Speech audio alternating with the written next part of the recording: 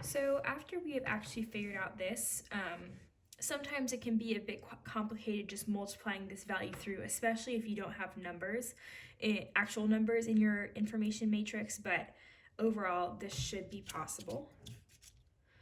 And so let's say we do this action for our information matrix to find the covariance matrix. So taking the inverse of our information matrix will again give us our covariance matrix. The next question is, how do we actually interpret our covariance matrix?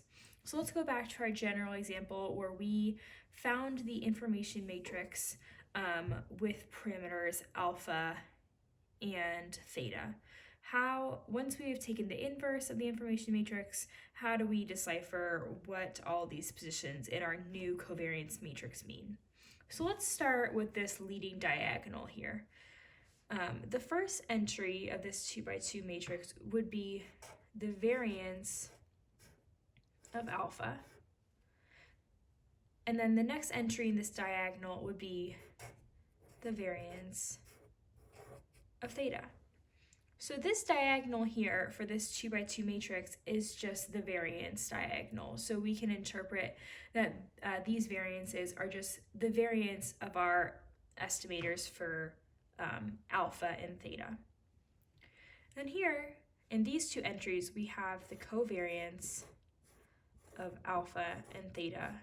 Then we have the same thing here, covariance of alpha and theta.